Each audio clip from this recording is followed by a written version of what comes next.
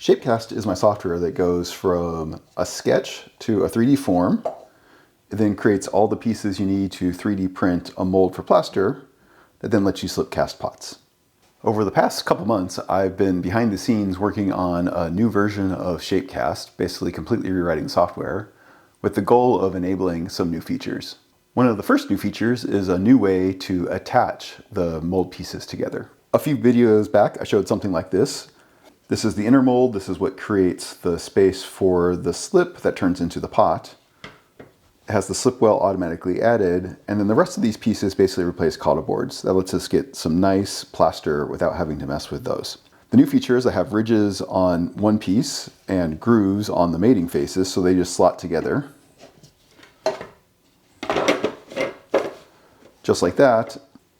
And then we use binder clips to clamp everything together. Before I was using threaded inserts and bolts to bolt everything together. And while those worked, this new system is definitely much better. However, to get to here, I took several steps backwards in the software and basically rewrote things from the ground up. The old software was kind of a hodgepodge of things that were working, but were a little bit messy. And I have learned more about doing this type of thing since then. So basically, I've been starting from scratch. In doing so, I wanted to make sure that everything worked okay. And so in this video, I'm going to do one more test. Hi, I'm Kent. In this video, I'm going to pour plaster into this new mold here, which represents the latest version of the software I've been testing. I also will jump into the computer and show you a little bit behind the scenes about how Shapecast works and how it generates all the files. And then I'll talk about some of the limitations it has and some of the gotchas that I've encountered along the way. And we'll end up, as I mentioned, with pouring plaster into this new mold. Over the past few weeks, I've basically been validating that the new code's working, and each time I try some more tests, I find some more things that are broken. And at this point, I've gone through about 500 different designs for pots, and it's working pretty robustly. There are still a few corner cases that the software isn't handling, but those are mostly either about invalid inputs or about not adhering to the constraints of one-piece molds. Right now, Shapecast basically assumes something sort of like this, basically a vessel that has a draft angle on it to make a one-piece mold. However, with this rewrite, I should be able to move on to two-piece molds and multi-part molds as well. I did also find a few bugs, mostly around these flanges here. So these are the most complicated piece. They basically are offset from the pot to make the smooth plaster. And then they have these ridges and grooves in the corresponding faces that create some rather complex geometry. It mates here down on the bottom with this bottom ring, and getting all that right is also a little bit tricky. This is also the spot that's most likely to leak if it's going to leak, so I wanted to make sure to get that right. Several of you had reached out and been doing some tests for me, which is great. It's always great to see other people using the software and see their processes as well. One of the bugs I found was that this flange here was a little bit too low. For some reason it was being cut off, so I've extended it back up. In some of my tests, the flange width also, somehow I got the wrong constant in there and it was a little bit too narrow. And I also found a bug in the volume calculation. One of the challenges with the software I'm using is sometimes it gives you approximations, and I was gradually increasing the wall thickness, simulating thicker and thicker pots. However, the volume of the pot should be going down basically with that, and it wasn't. Sometimes it was jumping back up. So those are some of the annoyances I've been dealing with. So I've made a mold like this before. This is for my 16-ounce cup that I turned into a mug. This one right here. And here was the 3D printed mold I used to make this plaster here. And on the surface, it looked very similar. These shapes are basically the same, although the placement of the ridges is slightly different. As I mentioned, this is one of the trickier pieces of code, so it kept changing. And I think the overall diameter has changed as well. It's gotten a little bit bigger. And that is really to go ahead and smooth out the plaster. This one here has a relatively sharp transition between the slip well part and the rest of the plaster, and I wanted to smooth that out a little bit more, which is how the original worked as well. And so if we look at the outer mold, you can see there's this tighter transition here. It's smoothed out a little bit. If we put these next to each other, they don't fit anymore. And they're slightly different diameters. The new one's slightly bigger. But those are basically a bunch of technicalities that I just had to get into place to make sure everything was working correctly. I think in terms of actually using the software, they probably won't matter to you much. It's been a while since I've talked about how Shapecast actually works under the hood, and since it's all fresh in my head from doing this rewrite, I figured I'd also show you guys how it works as well. So let's go ahead and jump into the computer and I can talk a little bit about that. This here is FreeCAD. It is now what the new version of Shapecast is built on top of. The previous version was using a combination of Inkscape to do a bunch of 2D manipulations and then Blender to create the 3D models. That was a little bit complicated because I had these two different programs that had to work together. The other problem is Blender actually is meant for animations and it uses meshes, basically a bunch of triangles to represent the geometry. And while that's great for things like sculpting in 3D, it's not very well suited for what I need to do with Shapecast in particular. So in switching over to FreeCAD, I basically switched over to a CAD-based approach that works on solid geometry. So let's kind of start with the end. So this here is the design proof. This gets modeled from the profile you provide. So with the design proof, it then goes and creates a bunch of other shapes. The first one of interest is basically the inner mold. So this has been scaled up to account for clay shrinkage and has had the slip well added, and you'll notice it's upside down. This is the orientation we will print it in. And in the bottom, it has all the grooves that we need for the mating ring. Next, I go ahead and model the plaster. This is what we're going to pour. This isn't a piece that gets printed out, but by modeling it, I can figure out the volume of plaster that we need. And we can look in. This is basically what we'll pour the slip into. And we also need to model it because we need the outer walls to hold the plaster back. And that's what's next. So here is the outer mold. This one's the most complex. It needs to be offset from the inner mold. So this one here. So we have the cavity for the plaster, and we don't want to just directly offset it. We want to make it somewhat smooth so it's nice to handle. We need to round off the corners here so that the top of the plaster is nice to handle, add all the grooves on both the side flanges as well as the bottom flanges. And then we need to split it up because most likely this won't fit on your print bed. And so here's the quad version shown. It also models a version that is half, like that, a semicircle. There is no outer version that is a whole circle because pulling the plaster out is extremely difficult. And then the last thing we need is basically to close all this off. And that's what the bottom ring is. So I have a bottom ring that's a quadrant, and again, it has all the grooves and ridges in it, or a half, or here I actually have a hole. This one is relatively straightforward to pull off, so basically it goes straight from the end, so you don't have to worry about demolding it. It's pretty easy that way. And here you can see the ridges, and if I turn off the inner, the corresponding ridges. So those go all the way around. Most of this is basically a whole bunch of offsets from the original profile. We need to scale it up, offset it inwards and outwards for the inner mold, do the same for the plaster. Only the plaster, we have a bunch of other corner cases to get it basically all smoothed out, and then do the outer mold in the flanges. In this rewrite, I explored doing that a few different ways. I explored doing it directly in 3D, but I went back to how the current version of Shapecast works and doing it in 2D. And let me show you that just real quickly. So here are all the lines that are used to directly construct the 3D geometry. So going from inside to outside, this one here is the volume. This has been inset from the wall of the pot, which is actually this line right here. This is the original curve that you provide that I'm using directly. And I go in by, in this case, 4.5 millimeters. It depends on the wall thickness that you select. And then that turns into a 3D shape to estimate the volume. So I can turn that off. And then there's the design proof itself. Again, this is your curve, and then it's been inset by just a little bit, so we have something thick enough to print. And then we have the different mold pieces. So at the top here is the ring. That closes things off. We have the outer mold right there, which has the swoop that's been eased off and has the flange we need to connect to the ring. We have the plaster, which is the void between the inner and the outer mold, and then the inner mold itself, which has the scaled up pot. It's been inset to give it something thick enough to print. It has the slip well added here. If I turn on the plaster, you can see here how that's the slip well. It's been stepped out and it goes up and over. This is the line that we trim across. That's the flange going in. One of the changes I made recently is I made this swoop in as opposed to being an angle that follows the exact slip well. The idea here is that it'll be easier to 3D print. We won't need supports right here. Again, this is printed upside down. One of the things you'll notice missing are the flanges, and those are actually a little bit more complicated to construct because they intersect in 3D both with the flanges and the ring as well as the face itself. So let me show you a little bit more about how that's created. So this here is a similar view, but it actually shows some extra lines. Each one of these lines corresponds to either the ridge, the groove, or the flat spot on the flange. And they're extending beyond the flange because we need to actually cut into the flange. And while I'm in here, I might as well show you a couple other things. I now have a version with no slip well at all. This will be useful for two-part molds where we don't need it. So if we look at the plaster, the edge of the pot basically comes straight up and over. The outside's still rounded off. I also have the ability to turn off all the ridges and grooves. And so normally this here would have the ridges and grooves to mate with the ring. But for instance, if you just wanted to do the inner mold and use coddle boards or something like that, those would get in the way. So I've looked at making that an option as well. This will require a whole bunch of changes to the front end to support all this stuff, as well as integrating all the software on the back end. But it does open the door to these new capabilities. So one of the hard things is doing the offsets. Basically, you provide a profile like this, and I need to go inward for things like the volume calculation, and then the design proof, and then I have the scaled up version that I make that I need to then go outward to make the inner 3D print, the space for the plaster, and then the outer 3D print as well.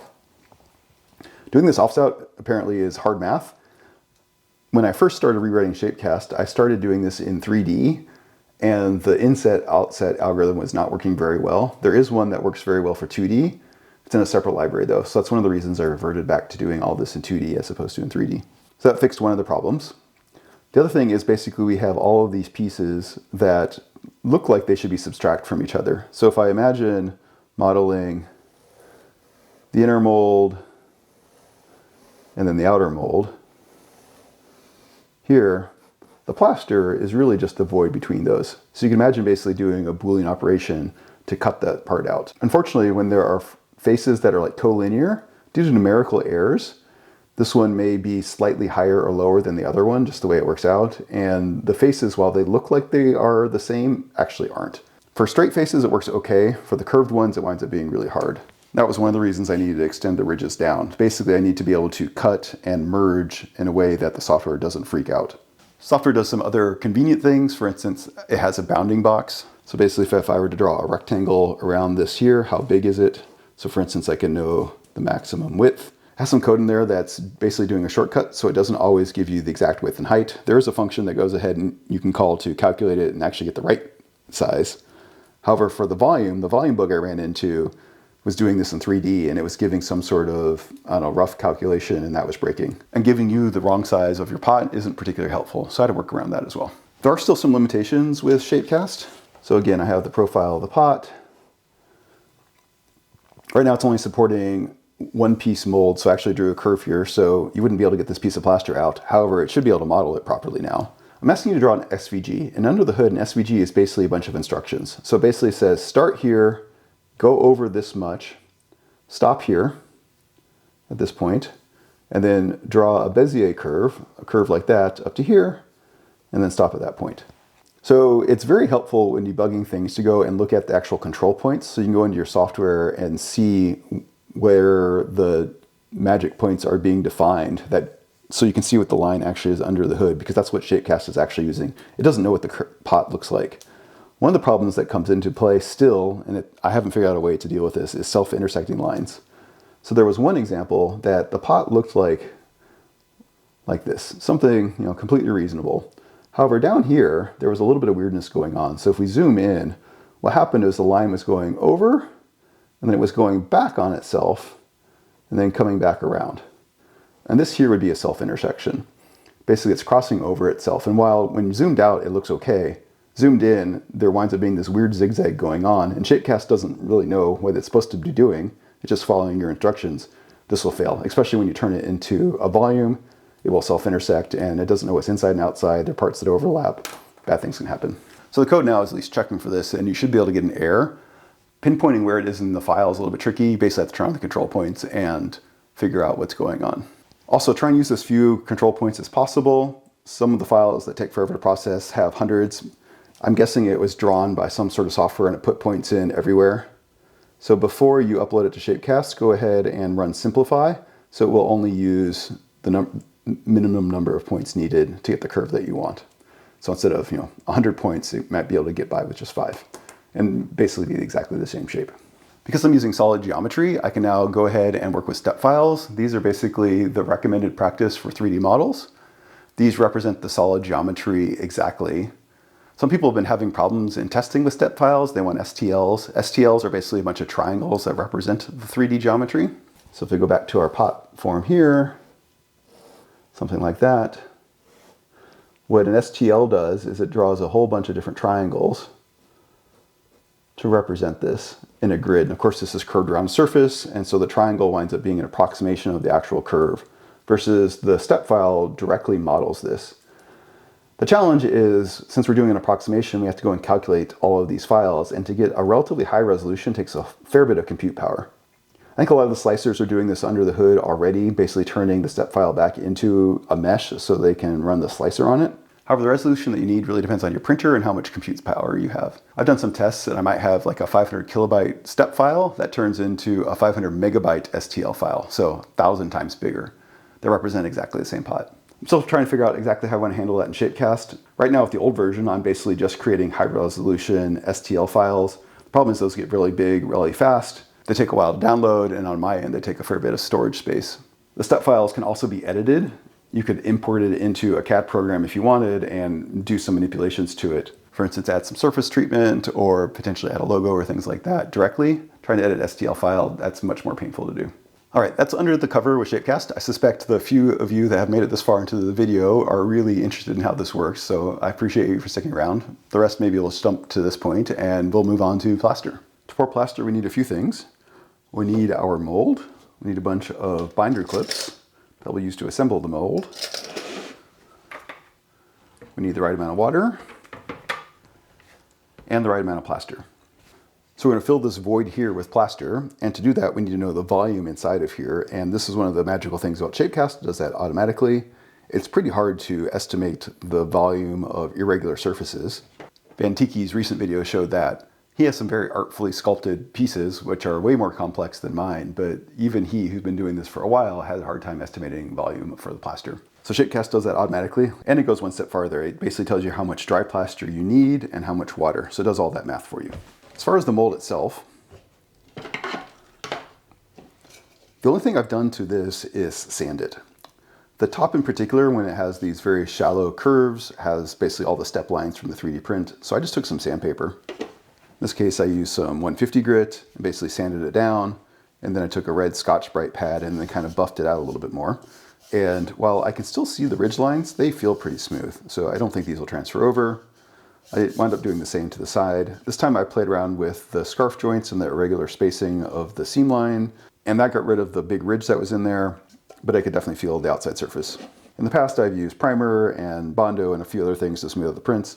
Since this was just a test, I wanted to basically see with how little I could do and still get quality results. Now, assembling the mold, I think there are a few tricks. I've gotten some feedback from some folks that have tested this early version with ridges and grooves and assembling it. I think there are some things we can do to mitigate any plaster leaking. So I like to assemble the inner mold first, and this one's relatively straightforward. If you have to print the ring in separate pieces and CA glue it together, try and get it as even as possible. Obviously, these are complete circles here. You don't want any CA glue to build up, so if possible, print it in as few pieces as possible. One's ideal. This one fit on my printer, so I didn't need to do that. These are the medium binding clips, and they're pretty stout.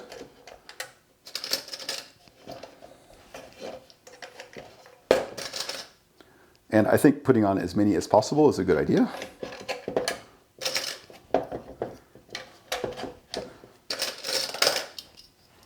Or maybe to put that a different way, if you put on fewer, then plaster disasters are on you.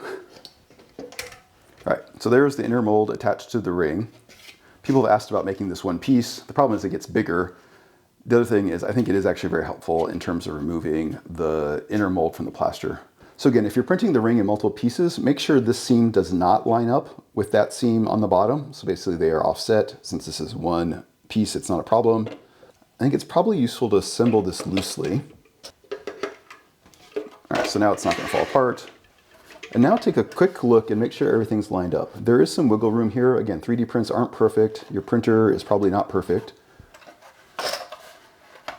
Like this one, I can feel there's a little bit of a lip there, so I can get it to even out. So basically you want this as flush as possible. If your print does not look like this, it does not look nice and clean coming off your printer, go ahead and tune your printer. Check your filament, get a nice high quality filament, make sure it's nice and dry. I'm just using PLA Plus, nothing particularly fancy, on my Bamboo printer, and basically all the default settings. So yeah, make sure you have a good print, and then make sure these are aligned.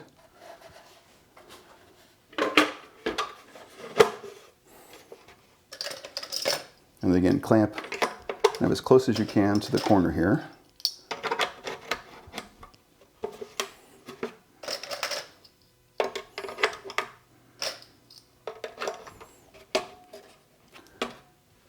And then there should be no gap or very minor gap here. Like this is maybe 1/10 of a millimeter. It's very tiny. Other side the same way. If that isn't the case for yours, go ahead and try and scooch things around. And if you're still worried about it, go ahead and get some tape like the tuck tape I've been using, or even get some clay and put on the corner there. A little bit of throwing clay, just put it right there. It should stop any leaks. And again, don't be shy with the binder clips. These do not take long. And a few seconds with the binder clips versus the plaster disaster. I would definitely take the time with the binder clips. All right, so those all, I've got all those edges. Now when you get this bound on flange here. One of the other hard parts of Shakecast was actually naming all these pieces. There's insides and outsides and inner molds and outer molds and different surfaces, and just keeping track of all of them was a little bit of a challenge. All right, last one. All right, with that, our mold is good to go. So again, the only thing I did was sand it, I got all the dust off, and then assembled it. One thing you'll notice that's absent is mold soap. I did not use any. I want to understand this a little bit better, but in my own experiments, I think it's counterproductive with these 3D prints. Mold soap is definitely needed when you're doing a plaster on plaster pour. There, I think what it's doing is actually inhibiting the crystals that grow in plaster. Basically, you have the one layer of plaster, you put the mold soap on, it acts as a film. That then prevents the next set of plaster from growing crystals against the current plaster. So it doesn't stick in terms of the crystal structure. I think that's also why it's important to wash out your plaster bucket. If there's any old plaster in there, that basically winds up being crystals that the current plaster can start growing from. I don't really understand the material science, but I'm pretty sure at least that's going on. I think the other thing that mold soap is doing is that because it is a soap, it is a little bit slippery, and it will mess with the surface tension of the water as well. And I think when mold soap goes wrong, it's actually those properties that are getting in the way, like it winds up foaming up or whatever. And that can mess with the surface finish. Since this is PLA, there are no plaster crystals for it to grow against, so I'm not worried about the crystalline structure interlocking. And the geometry of the mold is such that basically we can demold this no problem. Because the outer mold is in pieces, we can pull it away, we have great draft angles. The inner mold can be a little bit of a problem, but the ice and alcohol trick, which I'll use in a second, solves that as well. If anyone knows about the material science of plaster and if that is right or wrong, definitely let me know, or has any pointers. I'd be interested in learning a little bit more. It's definitely one of those things that I see going around on Instagram and YouTube, and I am dubious about its use, particularly with 3D prints. In other cases, again, plaster on plaster, it's very much needed. All right, off of that soapbox, quite literally. Now for the plaster, basically when I take the dry, put it on the wet. I've been using this repurposed flour sifter. One of the largest improvements I've had actually in my plaster quality is actually switching over to the sifter. I will get impatient and just dump the plaster in, and I don't think it hydrates very well. So put the plaster in, I let it slake for 3.5 minutes.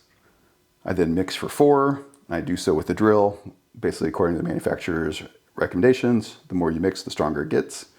And then go ahead and pour it into the mold. You can see it just raining down the plaster, move it around a little bit so it doesn't all build up in one spot.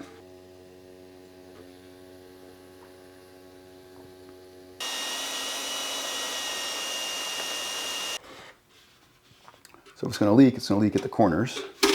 This one here, and this one here. Try and pour from as high as possible without splashing. And a long thin stream to help pop the bubbles.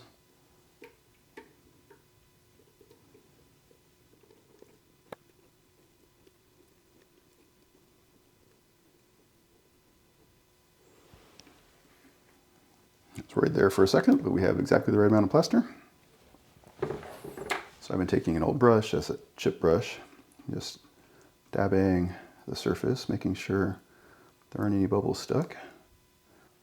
This will sit for about 45 minutes while the exothermic reaction happens and it turns into a solid, and we'll come back at that point. Everything is set and no plaster disasters. I spilled a little bit while I was mixing, but nothing leaked out of our mold. Yeah, everything looks great. And one tip for the bucket, I go ahead and let this set, and at this point you can just break it out. Basically you can flex the bucket and it just breaks right out. I need to scrub it a little bit to get the residual plaster, but it's easier than dealing with the wet plaster. For these, I did wash them off while they were still wet. Trying to get the dry plaster off these is much harder. All right, so now we can demold, and this is where this attachment system really comes into play. Pull all the binder clips off.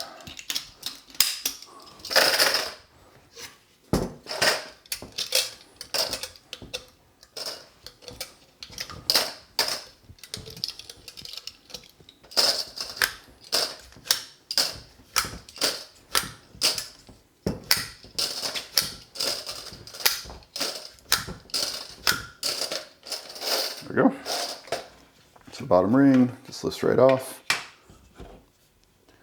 So you can see here there was a little bit of plaster that leaked, but very little.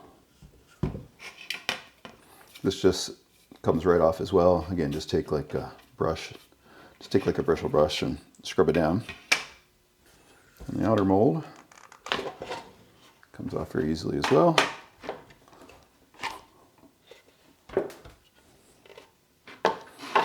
Got a little bit of plaster that leaked into the top end, but again, no leaks outside. Got a very minimal seam line here. And then the real trick is getting this out, since the plaster expanded just a little bit and this is stuck down inside. And this is where the ice and alcohol trick comes into play. So this is a mixture of isopropyl alcohol and water. I think it's about 50-50, but I don't really know. And we're going to pour it inside.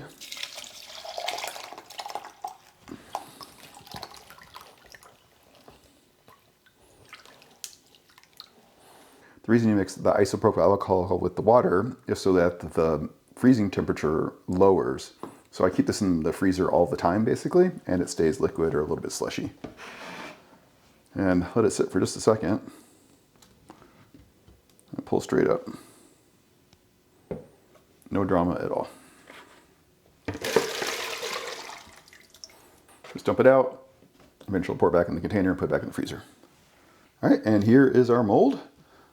We have a few seam lines, but they are very minimal. So while the plaster is still pretty soft, I clean these up. So I just take a metal knife and basically run around right here.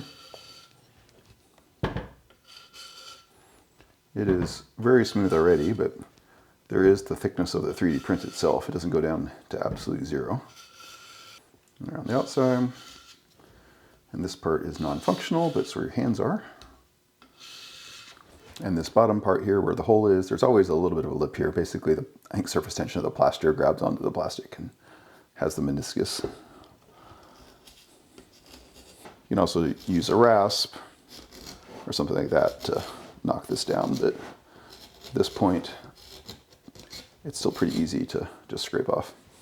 At this point, if you want to go ahead and make more plaster molds, you're doing a production run, you can just wash off the PLA, get all the residual plaster off, and then do exactly the same thing again. It works just fine. I haven't tested how many molds you can get out of it, but the answer is several.